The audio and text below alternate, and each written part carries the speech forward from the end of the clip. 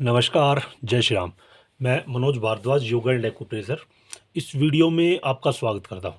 दोस्तों, आज का जो वीडियो है उसका विषय है अष्टांग योग। देखो, हम जितने भी योग के जानने वाले, योग के फील्ड में जो इंटरेस्ट रखते हैं, योग के विद्यार्थी हैं या जो योग करते हैं, योग पढ़ते हैं, उन सबको अष्टांग योग के बारे में पक्का पता होना चाहिए। आप कहीं भी किसी इंटरव्यू के लिए जाते हो योग शिक्षक के तौर पे या कुछ भी करते हो, तो वहाँ पे अष्टांग योग के बारे में कोई भी आपसे पूछ लेगा।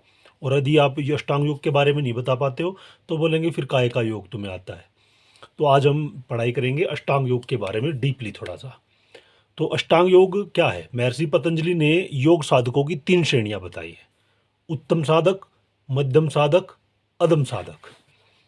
उत्तम साधक हेतु राजयोग, मध्यम साधक के लिए क्रिया योग तथा अधम साधक के लिए अष्टांग योग साधना बताई है। महर्षि पतंजलि ने दूसरे पाद साधन पाद में अष्टांग योग के बारे में विस्तृत रूप से बताया है। अब ये अधम साधक क्या है? अधम साधक वो है जो कि बिल्कुल कुछ भी नहीं आता, वो जस्ट योग की शुरुआत ही कर रहा है, उसको आज तक योग के बारे में कुछ भी नहीं पता। यानी जिसने बिल्कुल एकदम बेसिक से योग की शुरुआत की है, वो कौन है? अधम साधक है। और अधम साधक किससे योगी बन सकता है? वो अष्टांग योग साधना उसके लिए महर्षि पतंजलि ने बताई है। तो अष्टांग योग का स्वरूप बताते हुए महर्षि पतंजलि कहते हैं कि यम नियम आसन प्राणायाम प्रत्याहार धारणा ध्यान समाधयो अष्टांग वांगानी। यम नियम आसन प्राणायाम प्रत्याहार धारणा ध्यान समाधि, ये 8 अंग महर्षि पतंजलि ने बताए हैं। तो ये जो पहले 5 अंग है ना, 1 2 3 4 5, इनको तो महर्षि पतंजलि ने कहा है कि योग के अंतरंग साधन है। ठीक है। और जो पहले 5, 6 7 और 8, ये जो 6 7 8 3 है धारणा ध्यान समाधि, ये योग के अंतरंग साधन है। और 1 से 5 तक प्रत्याहार तक ये योग के बहिरंग साधन है। मैंने शायद पहले अंतरंग बोल दिया था। पहले 5 बहिरंग साधन और आखिरी के 3 अंतरंग साधन है, 6 7 8। क्योंकि देखो, क्वेश्चन कई बार ये आ जाता है कि योग के बहिरंग साधन कौन से हैं। फिर आप सोचोगे यार अष्टांग योग तो पढ़ा है, बहिरंग साधन के बारे में तो पता ही नहीं। तो बहिरंग साधन कौन से हैं? यम नियम आसन प्राणायाम और प्रत्याहार, पहले 5 अष्टांग योग के। और अंतरंग साधन पूछ लेगा तो आप बता ही दोगे, धारणा ध्यान समाधि। तो सबसे पहले यम की बात करते हैं। महर्षि पतंजलि कहते हैं कि जो यम है ना, वह हमारा व्यवहारिक जीवन तथा सामाजिक जीवन है तथा पातंजल अष्टांग योग का प्रथम अंग है। महर्षि पतंजलि उसका फल बताते हैं। नहीं सॉरी, महर्षि पतंजलि अहिंसा के यम के बारे में बताते हैं कि यम क्या है। कि अहिंसा सत्य अस्तेय ब्रह्मचर्य परिग्रह यमा। अहिंसा सत्य अस्तेय ब्रह्मचर्य परिग्रह, ये सब क्या है? यम है। अब अहिंसा क्या है? मनसा वाचा कर्मणा, यानी कि मन से, वाचा यानी कि वाणी से, और कर्म से किसी भी प्राणी को कभी भी किसी भी प्रकार का दुख ना देना ही अहिंसा है। अहिंसा का यह मतलब नहीं है कि गांधी जी ने कहा था कि एक थप्पड़ मारो दूसरा गाल आगे बढ़ा दो, वो वाली अहिंसा की बात नहीं है। यहाँ पे अहिंसा को और थोड़ा गहराई से बताया गया है। वो कह रहे हैं कि यदि आपने मन में भी किसी का बुरा सोच लिया तो वो भी हिंसा है, वो मनसा हिंसा हो जाएगी। फिर वाचा यानी आपने किया कुछ भी नहीं लेकिन बोल ही दिया कि इसका फलाने आदमी का सिर फूट जाए, टांग टूट जाए, ऐसा कुछ हो जाए, तो इसको महर्षि पतंजलि ने, ये सब जो है अहिंसा के पालनीय नियम नहीं है। यानी मन कर्म वाणी किसी भी प्रकार का दुख नहीं देना, वही अहिंसा है। अहिंसा का फल बताते हुए महर्षि पतंजलि कहते हैं कि अहिंसा प्रतिष्ठायाम तत्त सनिधो वैर त्यागम। यानी कि अहिंसा की प्रतिष्ठा होने पर उस योग के, उस योगी, मैंने यहाँ पे योग लिख दिया, ये योगी है, उस योगी के समक्ष हिंसक से हिंसक प्राणी भी वैर का त्याग कर देते हैं। यानी कि अगर जिस व्यक्ति के अंदर अहिंसा की प्रतिष्ठा होगी, बिल्कुल प्रतिष्ठित होगा वो उसमें कि अहिंसा का पालन करना ही करना है, मन कर्म और वाणी से, मनसा वाचा कर्मणा अगर करना ही है, तो बोलते हैं कि यदि शेर भी उसके सामने आएगा ना तो उसको कोई नुकसान नहीं पहुंचाएगा। उसका ओरा इतना मजबूत हो जाएगा, इतना तेज हो जाएगा कि हिंसक प्राणी भी आके उसके आगे वैर का त्याग कर देंगे। फिर जो दूसरा यम है उसके बारे में महर्षि पतंजलि कहते हैं कि जो दे जैसा देखा, जैसा सुना, जैसा महसूस किया, उसे वैसे ही कहने के भाव प्रकट करने के लिए जो प्रिय वचन बोले जाते हैं उसे सत्य कहा जाता है। यानी मन कर्म वाणी से जो जैसा देखा सुना उसे वैसे ही कह देना सत्य है। लेकिन एक बात का इसमें ध्यान भी रखना है कि हमारे उपनिषदों में आया कि सत्यम बुरियात है, प्रियम बुरियात है, अप्रियम सत्यम न बुरियात है। यानी कि सत्य बोलो लेकिन प्रिय बोलो। लेकिन अगर कोई अप्रिय सत्य है तो वो नहीं बोलना चाहिए, उसको हम सत्य की श्रेणी में नहीं मानते हैं। तो सत्य का फल बताते हुए महर्षि पतंजलि कहते हैं सत्य प्रतिष्ठायाम क्रियाफल आश्रयतम, अर्थात सत्य की प्रतिष्ठा हो जाने पर क्रियाफल के आश्रय का भाव आ जाता है, अर्थात उसके श्राप और आशीर्वाद फलित हो जाते हैं। अब क्रियाफल क्या है? जो हमने कर्म किए उनका फल मिलने लगता है, यानी हम जो पूजा पाठ करें उसका फल मिलता है, और वो फल मिलने से क्या होता है? श्राप और आशीर्वाद फलित हो जाते हैं। किसी को बोल दिया तो भस्म हो जाता है, वो भस्म हो जाएगा। इसलिए सत्य करो, लेकिन ये नहीं कि सत्य बोलो लेकिन किसी को भस्म करने के लिए नहीं। तो अब यहाँ पे अस्तेय की बात आती है। जो तीसरा यम है वो अस्तेय है। दूसरे के धन, अस्तेय का मतलब बताते हैं कि दूसरे के धन, वस्तु या विचारों का अपने हित में प्रयोग की प्रवृत्ति से विरत होना अस्तेय है। या फिर इसकी जगह ये भी लिख सकते हो कि मनसा वाचा कर्मणा, किसी भी प्रकार की चोरी ना करना ही अस्तेय है। चोरी का ये मतलब नहीं है कि आपने किसी के पैसे चुरा लिए। यदि आपके मन में ये भाव भी आ जाता है कि इसकी गाड़ी मेरे को मिल जाए या इसका धन अगर मेरे पास होता, तो ये भी चोरी ही मानी जाएगी। तो इस तरह के भाव भी नहीं आने चाहिए। इसको महर्षि पतंजलि ने अस्तेय कहा है कि कोई भाव भी मन में नहीं आना चाहिए। मन कर्म वाणी से किसी भी प्रकार की चोरी नहीं होनी चाहिए। इसका फल बताते हुए महर्षि पतंजलि कहते हैं अस्तेय प्रतिष्ठायाम सर्वरत्नोपस्थानम, कि जिसके अंदर अस्तेय यानी कि चोरी न करने का भाव पैदा हो जाता है, उसको सर्वरत्नोपस्थानम, उसके समस्त सभी प्रकार के, मैंने फल लिख दिया, सभी प्रकार के फल प्रकट, फल नहीं, यहाँ पे रतन आएगा, सभी प्रकार के रत्न प्रकट हो जाते हैं। रत्न यानी कि जितनी भी धन संपदाएं छुपी हुई है, धरती में गड़ी हुई है, उसके आगे अपने आप ही प्रकट हो जाएगी। तो ऐसा महर्षि पतंजलि कहते हैं। फिर जो चौथा यम है वो है ब्रह्मचर्य। ब्रह्मचर्य के बारे में महर्षि पतंजलि कहते हैं कि मन क्रम वाणी से सभी प्रकार के मैथुनों का त्याग ब्रह्मचर्य है। मैथुन से केवल वही संबंध नहीं है जो स्त्री पुरुष का संबंध, उसी की बात यहाँ पे नहीं हो रही है, उसी को मैथुन नहीं कहा गया है। इसके अलावा यदि आपने नैनो से भी किसी की सुंदरता की प्रशंसा कर दी, उसको भी महर्षि पतंजलि ने वही बताया कि वो ब्रह्मचर्य का पालन नहीं है। यानी मन क्रम वाणी से, इंद्रियों से भी नहीं होना चाहिए, और मन क्रम वाणी से भी मैथुनों का त्याग कर देना ही ब्रह्मचर्य है। इसका फल बताते हुए महर्षि पतंजलि कहते हैं ब्रह्मचर्य प्रतिष्ठायाम वीर्य लाभ है, कि ब्रह्मचर्य की प्रतिष्ठा होने से वीर्य का लाभ होता है। अभी देखो वीर्य क्या है? हमारे शरीर में हम जो भोजन करते हैं ना, वो रस है सबसे पहले। तो 7 धातुएं बताई गई हैं, रस, रक्त, मांस, मेद, अस्थि, मज्जा, धातु। तो जो अंतिम अर्थि, मज्जा, शुक्र, जो ये अंतिम जो धातु है वो शुक्र है, और शुक्र ही वीर्य है। यानी कि देखो कितनी मुश्किल से हमें वीर्य की प्राप्ति होती है। यदि उसका हम संचय करते हैं तो उससे क्या होता है, हमारे अंदर ताकत आ जाती है, बल आ जाती है। इतना बल आ जाएगा कि हाथी को भी उठा के फेंक देंगे। तो ये ब्रह्मचर्य प्रतिष्ठायाम वीर्य लाभ, वीर्य का लाभ किससे होता है? ब्रह्मचर्य की प्रतिष्ठा होने पर। अब जो 5वां यम है उसके बारे में महर्षि पतंजलि कहते हैं अपरिग्रह, आवश्यकता से अधिक, अपरिग्रह 5वां यम है अपरिग्रह, आवश्यकता से अधिक धन का संचय न करना ही अपरिग्रह है। यानी कि मान लीजिए हमें जो ज़रूरत है हमें उतना ही कमाना चाहिए, या उतना ही, आप कमा तो ज़्यादा भी सकते, लेकिन पास उतना ही रखना है। इससे ज़्यादा कमाया तो उसको दान दो और धर्म के कार्यों में लगा दो। अधिक यदि धन होगा, मान लीजिए आप जोड़ जाड़ के चले जाएंगे, पीछे से आपका बच्चा जो होगा थोड़ा उद्दंड होगा, आपने पूरी ज़िंदगी कमाया कंजूसी कर करके और उसने सब कुछ उड़ा दिया। ज़रूरत से ज़्यादा इसलिए इकट्ठा करने की जरूरत नहीं है, बस बच्चों को पढ़ा लिखा सको, उनको खिला पिला अच्छे से सको, उनका पालन पोषण कर सको, इतना ही बहुत है। तो इसका फल बताते हुए महर्षि पतंजलि कहते हैं अप्रिग्रह स्थैर्य जन्म कथन था संबोध है। जब अपरिग्रह की स्थापना हो जाती है, स्थिति हो जाती है, तो जो पुराने जन्म में हमने जितने भी जन्म लिए हैं वो सब का संबोधन याद हो जाता है। अपना ही नहीं, दूसरे के पूर्व जन्मों में बता देगा, भाई तू फलाने इस जन्म में तू ये था। इस तरह की शक्ति प्राप्त हो जाती है अपरिग्रह का पालन करने से। तो फिर दूसरा जो अष्टांग योग का अंग है वो है नियम। यह नियम के बारे में ऐसे यह अष्टांग योग का दूसरा अंग है। यह हमारे भौतिक जीवन से संबंधित है। महर्षि पतंजलि के अनुसार शौच, संतोष, तप, स्वाध्याय, ईश्वर प्राणी, धानानि नियमः। महर्षि पतंजलि ने 5 नियम बताए, 5 यम भी बताए हैं और 5 नियम भी बताए हैं। तो सोच, संतोष, तप, स्वाध्याय, ईश्वर प्राणिदान, ये 5 नियम है। तो सोच के बारे में सबसे पहले बताते हैं कि इसका जीवन जो है ना, हमारे शारीरिक तथा मानसिक क्रियाकलापों के प्रत्येक क्षेत्र में शुद्धता से है। अब सोच जो है 2 प्रकार का होता है, एक बाह्य सोच, एक आंतरिक सोच। शरीर, वस्त्र, आवास आदि के मल जो दूर करना बाह्य सोच, तथा जब तो एवं शुद्ध विचारों के द्वारा अंतकरणों के मलों को दूर करना ही आंतरिक सोच। यहाँ पे स्पष्ट लिखा हुआ है, इसके बारे में ज़्यादा कुछ बताने की आपको जरूरत है नहीं।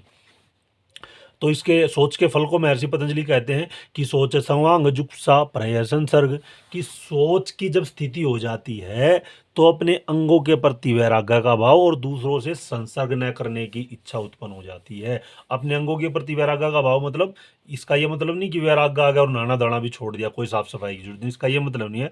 वैराग्य से मतलब है कि उनसे प्रेम खत्म हो जाता है कि भाई मैं सुंदर दिखूं, ऐसी कोई चाह नहीं रह जाती है हमारे अंदर, है ना, कि मेरा जो हेयर स्टाइल है वो बहुत अच्छा हो, ऐसी चाह सब खत्म हो जाती है। अंगों के प्रति वैराग्य के भाव से ये मतलब है। और दूसरों से संसर्ग का मतलब वही ब्रह्मचर्य का पालन करने से मतलब है। तो फिर जो इसका नियम का जो दूसरा अंग है वो है संतोष। नियम का दूसरा दूसरा नियम संतोष। संतोष क्या है? यह दूसरा नियम है, कर्तव्य कर्म का पालन करते हुए चाहे उसका जो भी परिणाम है तथा प्रारब्ध के अनुसार स्वयं को जो कुछ प्राप्त हो उसी में संतुष्ट रहना संतोष है। महर्षि पतंजलि ये कहते हैं कि बस संतोष होना चाहिए। अपनी कोशिश करो, खूब कमाने की कोशिश करो, ज़्यादा से ज़्यादा अचीवमेंट हासिल करने की कोशिश करो, लेकिन इतनी कोशिशों के बाद भी यदि अचीवमेंट हासिल नहीं होती तो ना उदास नहीं होना है, संतोष प्राप्त कर लेना कि हाँ मैंने अपना बेस्ट किया, जो मिला वो मेरी किस्मत, या ये कह लो कि मैं इसी के लायक था। तो ये संतोष है।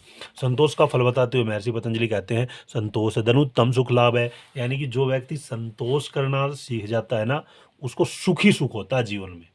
और जिसको संतोष नहीं होता, चाहे वो अंबानी अडानी के बराबर आ जाए, उसको कभी संतोष होगा भी नहीं और वो कभी सुखी रहेगा नहीं। संतोष नहीं होगा तो वो सुखी भी नहीं रहेगा। जो तीसरा नियम है वो है तप। तप योग्यता अनुसार सधर्म का पालन करने में प्राप्त होने वाले शारीरिक और मानसिक कष्टों को सैर से सहन करना ही तप कहलाता है। यानी कि अपनी जो योग्यता उसके अनुसार अपना जो धर्म उसका पालन करते रहो। अगर उसके बीच में कुछ मुश्किलें भी आती हैं तो उनको सहन करना, मुश्किलों से भाग नहीं जाना है कि धर्म गया भाड़ में, हम तो इतनी मुश्किलों में नहीं पड़ने वाले, तो ऐसा नहीं करना। यानी कि अपने जो कर्म है, अपने जो फर्ज है उनसे पीछे नहीं हटना, ये तप है। इसके अलावा जो हम शारीरिक व्यायाम करते हैं वो भी तप की श्रेणी में आते हैं। तो महर्षि पतंजलि तप का फल बताते हुए कहते हैं कि कायेंद्र सिद्धि अशुद्धि शया तपशय, कि जो तप है उसको करने से इंद्रियों की शुद्धि हो जाती है और अशुद्धियों का क्षय हो जाता है, यानी कि अशुद्धियां समाप्त हो जाती है। अब चौथा जो नियम है वो है स्वाध्याय। स्वाध्याय के बारे में महर्षि पतंजलि कहते हैं कि स्वयं का अध्ययन करना ही, स्वयं का अध्ययन करना तथा वेद शास्त्रों और महापुरुषों के लेख आदि का पठन ही स्वाध्याय है। स्वाध्याय स्वयं का अध्ययन तो यही है कि भाई हमने मान लीजिए रात में हम आत्मबोध की साधना करते हैं सोते टाइम कि हमने आज दिन भर में जितने भी क्रियाकलाप किए क्या वो ठीक थे, कहीं कोई गलत तो नहीं किया, कोई पाप तो नहीं किया, यानी हम अपना स्वयं का वो अध्ययन कर रहे हैं। और इसके अलावा हमारे जितने भी शास्त्र वगैरह उनमें लिखी अच्छी बातों को अपने जीवन में उतारना, ये सब स्वाध्याय के अंतर्गत ही आता है। स्वाध्याय का फल बताते हुए महर्षि पतंजलि कहते हैं कि स्वाध्याय इष्ट देवता संप्रयोग, यानी कि स्वाध्याय करने से इष्ट देवता की प्राप्ति हो जाती है। और जो पांचवा नियम है वो है ईश्वर प्रणिधान। महर्षि पतंजलि कहते हैं कि अपने समस्त कर्मों को भगवान को अर्पित करना ही ईश्वर प्रणिधान है। तो समस्त कर्म कैसे? जैसे कि हम जितना भी पुण्य कर रहे हैं, जितनी भी लोगों की सेवा कर रहे हैं या अपने कर्मों का पालन कर रहे हैं, तो ये नहीं कि मैं कर रहा हूँ, ये मैं का भाव हटा देना और ये भाव आ जाना चाहिए कि हमारे जो परम पिता है उन्हीं की कृपा से सब कुछ हो रहा है। तो ऐसा भाव आ जाने को ही महर्षि पतंजलि ने ईश्वर प्राणिदान का, इसका फल बताते हुए महर्षि पतंजलि कहते हैं कि समाधि सिद्धि ईश्वर प्राणिधान आता, यानी कि ईश्वर जो प्राणिधान है उसका पालन करने से समाधि की सिद्धि हो जाती है और समाधि सिद्धि योग का जो अंतिम लक्ष्य है। तो फिर तीसरा जो अंग है अष्टांग योग का उसको कहते हैं आसन। आसन क्या है? आसनों का वर्णन हठ योग के ग्रंथों में मिलता है। सही बात है, जो घेरट संहिता 8 प्रदीपिका इनमें मिलता है। हठ योग में आसनों के अनेक भेद है, परंतु महर्षि पतंजलि, हाँ जैसे हठ प्रदीपिका में 15 और घेरट संहिता में 32 आसन है, लेकिन महर्षि पतंजलि ने एक ही बात कही है कि स्थिरम सुखम आसनम, अर्थात स्थिर होकर सुखपूर्वक स्थिति में बैठने का नाम ही आसन है। वो अपने शरीर को कष्ट देने को आसन नहीं मानते कि भाई चक्रासन लगाओ या उत्तान मंडूक आसन लगाओ, इस तरह के आसन ना करके जिस अवस्था में आप स्थिर होकर सुखपूर्वक बैठ सकते हैं उसी का नाम महर्षि पतंजलि ने आसन कहा है। तो फिर आसन का अभ्यास करने का वो फल बताते हैं कि तथोद्वंदान अभिघात है, अर्थात जो भी आसन करते हैं, जो आसन का अभ्यास करते हैं लोग, उनको द्वंद्व नहीं सताते। देखो स्थिरम सुखम आसनम का ये मतलब नहीं है कि हम लेट जाएं और इसी यही सुखपूर्वक अवस्था है, इससे नहीं है। यानी कि आपको आसन का अभ्यास करना है और जब अभ्यास करते करते उस स्थिति में आप स्थिर हो जाते हैं, सुख की अनुभूति करते हैं, जिस भी आसन में ज़्यादा देर तक आप उसको सिद्ध कर लेते हैं, उसको महर्षि पतंजलि ने आसन कहा है। तो अब चौथा जो अंग है अष्टांग योग का वो है प्राणायाम, प्राणायाम का अर्थ है प्राण का विस्तार करना। महर्षि पतंजलि के अनुसार तस्मिन् सति श्वास प्रश्वास और गति विच्छेद प्राणायाम, अर्थात आसन की सिद्धि होने के बाद, तस्मिन् सति यानी कि उसके बाद, किसके बाद, आसन की सिद्धि होने के बाद श्वास प्रश्वास और गति विच्छेद प्राणायाम, श्वास और प्रश्वास की गति का शिथिल होना ही प्राणायाम है। अब प्राणायाम के बारे में थोड़ा सा एक्स्ट्रा बताया मैंने, क्योंकि प्राणायाम के बारे में अलग से क्वेश्चन पूछ ले जाते हैं और हर जगह पूछ लेते हैं कि बताइए प्राणायाम क्या है। तो प्राणायाम के भेद बताते हुए महर्षि पतंजलि कहते हैं बाह्य अभ्यंतर सतम व्यवहृति देश काल संख्या भी परिदृष्टो दीर्घ सूक्ष्म, अर्थात यह प्राणायाम बाह्यावर्ती, बाह्यावर्ती क्या है, रेचक यानी श्वास को बाहर निकालना, यानी निश्वास आप कह सकते हैं। अभ्यंतर इनहेल, इनहेल श्वास को अंदर लेना, पूरक। और स्तंभवर्ती, स्तंभवर्ती तो होता है सांस को वहीं की वहीं रोक देना, यानी कि आप कुंभक कह सकते हैं इसको। देश काल और संख्या द्वारा भली भांति देखा जाता हुआ लंबा और हल्का होता है, यानी कि जब हम इसको श्वास को अंदर लेते हैं ये लंबा और हल्का होना चाहिए, इसे हमें महसूस करना चाहिए। इसी को इन्होंने कहा है कि हमारे शरीर को महसूस हो, यानी देश काल और संख्या, संख्या यानी कि कितनी सेकंडों के अंदर अंदर लिया हमने, तो उसको संख्या कहा गया है। तो महर्षि पतंजलि दूसरे अध्याय के 51वें सूत्र में कहते हैं कि बाह्य अभ्यंतर सतम विषयाशय भी चतुर्थ है, कि ये तीन पहले तो बता ही दिए थे, बाह्य अभ्यंतर स्तंभवर्ती, लेकिन बाह्य और अभ्यंतर से का जो विषयाशेपी है वही चतुर्थ है। विषयाशेपी से क्या मतलब है कि बाहर और भीतर के विषयों को त्याग कर देने से अपने आप होने वाला ही चौथा प्राणायाम। यानी बाहर के विषय क्या है, जब हम श्वास बाहर छोड़ रहे हैं तो ये बाहर का विषय है, हम सोच रहे हैं उसके बारे में। जब श्वास अंदर ले रहे हैं तो ये अंदर का विषय है, भीतर का विषय है, यानी हम इसके बारे में सोच रहे हैं कि अब हम रोज रेचक कर रहे हैं, फिर अंदर ले जाएंगे, कुछ सेकंड इसको रोकेंगे, तो ये विषय है, ये हमारे अंदर जो घूम रहा है हमारे इसके अंदर, चित्त के अंदर, वो सब विषय हैं। इनको ध्यान में न रखते हुए अपने आप पूरक हो जाए, अपने आप रेचक हो जाए और अपने आप ही कुंभक लगता रहे, यानी कि श्वास एकदम अनुपात अनुसार अपने आप आना जाना शुरू हो जाए, उसे बाह्य अभ्यंतर विषयाशय भी चतुर्थ कहा है। प्राणायाम का फल बताते हुए महर्षि पतंजलि कहते हैं तत्तशीयते प्रकाश आवरण, यानी प्राणायाम के अभ्यास से ज्ञान का आवरण क्षीण हो जाता है। ज्ञान का यानी कि आदमी बेवकूफ़ हो जाएगा, उसका ज्ञान खत्म हो जाएगा। ज्ञान के आवरण से मतलब है जो व्यक्ति के अंदर घमंड हो जाता है ना कि मेरे को इतना ज़्यादा ज्ञान है, मैं तो बहुत ही बड़ा योगी हूँ। कुछ लोग होते नहीं कि 4 दिन योग क्लास ली और उसके बाद अपने नाम के आगे लगा देते हैं योगी, तो ये क्या है, ज्ञान का आवरण चढ़ा हुआ उनके दिमाग पे, तो वो क्षीण हो जाता है, आदमी का वहम खत्म हो जाता है। उसको ये लगता है कि हाँ बस ठीक है, वो मतलब एक हिसाब से वो समाधि की ओर चला जाता है, चित्त को अपने स्वरूप का ज्ञान हो जाता है। प्रत्याहार, पांचवा जो अंग है वो प्रत्याहार है, यानी बहिरंग साधना का अंतिम और अष्टांग योग का पांचवा अंग प्रत्याहार। महर्षि पतंजलि कहते हैं कि सविश्यासम प्रयोगे चित्त स्वरूपानुकारा इवेन्द्रियाणाम प्रत्याहार है, अर्थात अपने विषयों के संबंध से रहित होने पर इंद्रियों का चित्त के स्वरूप में तदाकार सा हो जाना प्रत्याहार है। महर्षि पतंजलि कहते हैं, अब विषय देखो क्या है, चित्त के विषय हैं, जितनी भी भारी वस्तुएं हैं, अपना खाने पीने की जो चीज़ें हैं, या फिर कहीं आप कोई भी क्रियाकलाप कर रहे हैं, या कोई खेलने कूदने की चीज़ें जिसके ऊपर भी आप मोहित हो जाओ, वो सब चित्त के विषय हैं। तो इनसे इंद्रियों को दूर हो जाना, चित्त स्वरूपान, चित्त अपने स्वरूप को पहचान लेता है, इंद्रियों को कंट्रोल में कर लेता है, और इसी का नाम है महर्षि पतंजलि ने प्रत्याहार बताया। इसका फल बताते हुए कहते हैं तत्त परमावशित इंद्रियाणाम, क्योंकि ये जो प्रत्याहार का अभ्यास करने से इंद्रियों को वश में किया जा सकता है। जैसे कि कछुआ, अब कछुआ जो है उसकी इंद्रियां अपने वश में होती हैं, जब भी उसे कोई खतरे का आभास होता है तो टक से चारों इंद्रियों को वो छुपा लेता है, अपने वश में कर लेता है, यानी जो उसके 4 पैर का हो या हाथ का हो। अब आती है अंतरंग साधना, लेकिन अष्टांग योग का छठा जो चरण है, छठा अंग है, वो है धारणा।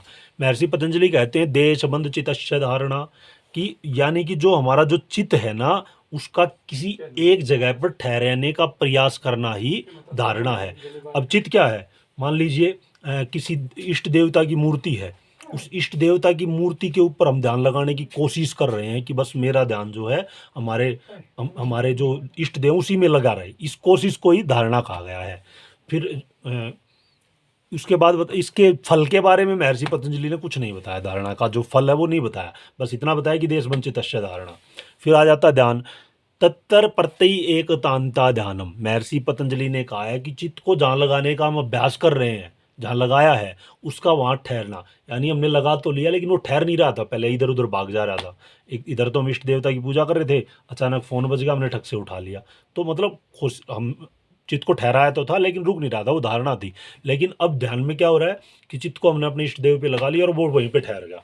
कोई फ़ोन बजे या कोई बुलाए, मतलब चाहे आग लगती हो दुनिया में, लेकिन हमें अपने इष्ट देव के अलावा और किसी से कोई मतलब नहीं। ये क्या है, ध्यान है। ध्यान लग गया तो लग गया, वहाँ पे ठहर रहा है अब उसका ध्यान।